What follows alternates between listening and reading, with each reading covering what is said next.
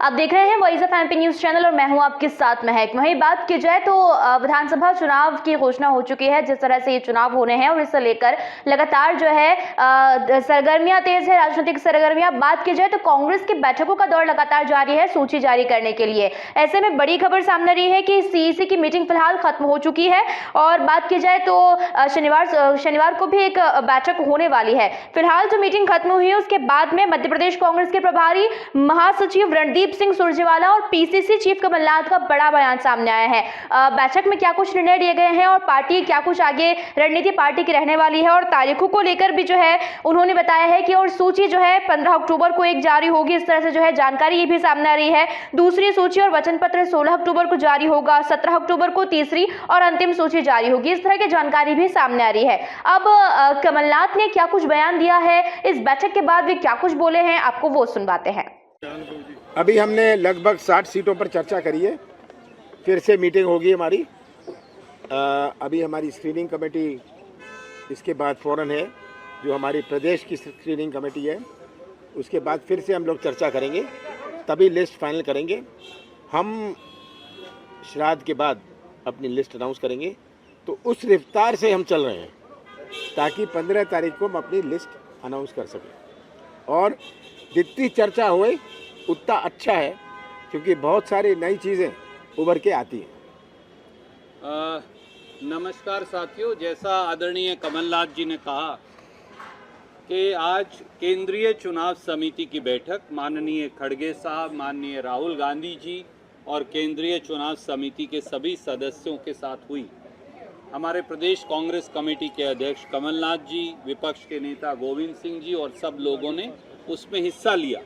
काफ़ी सीटों पर चर्चा हुई, बहुत सकारात्मक चर्चा हुई, बहुत सौहार्द के वातावरण में चर्चा हुई।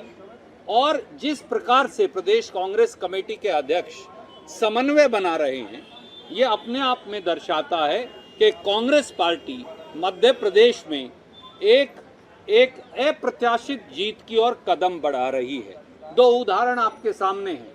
एक भाजपा की सरफुटव्वल का है, एक भाजपा की घबराहट और छटपटाहट का है, और एक आत्मविश्वास का है। वो आत्मविश्वास जो है 8.5 करोड़ मध्य प्रदेश की जनता के आशीर्वाद का है।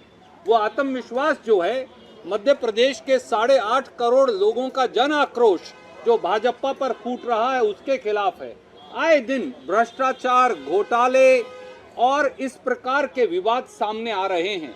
आज ही सामने आया 10 करोड़ का आदिवासी घोटाला मध्य प्रदेश में।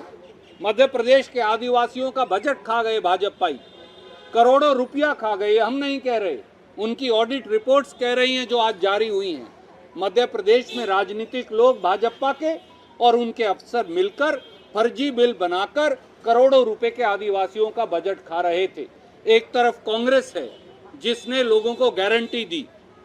कमलनाथ जी के नेतृत्व में हमने कहा ऋण माफी होगी किसान की, झूठे मुकदमे वापस होंगे, 5 हॉर्स पावर तक की बिजली का बिल किसान का माफ होगा, पुरानी पेंशन स्कीम लागू की जाएगी, 100 यूनिट बिजली माफ, अगले 100 यूनिट बिल हाफ, 1500 रुपये महिलाओं को पेंशन। और कल प्रियंका जी के नेतृत्व में एक और ऐतिहासिक निर्णय हमने लिया जो हिंदुस्तान में कहीं नहीं हुआ।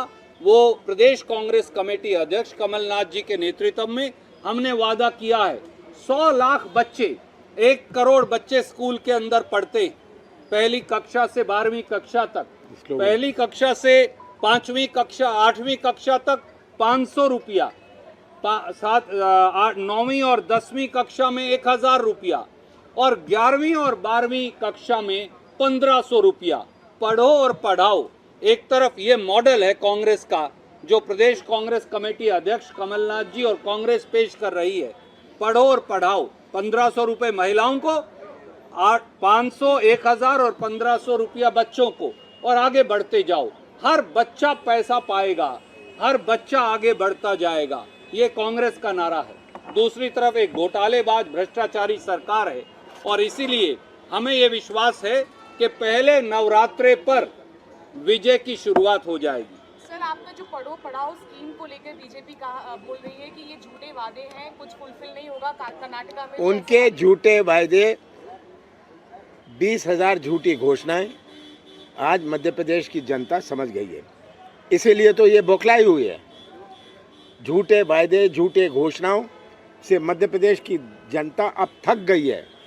अब समय 23 दिन बचा है, जनता राहत की इंतजार कर रही है।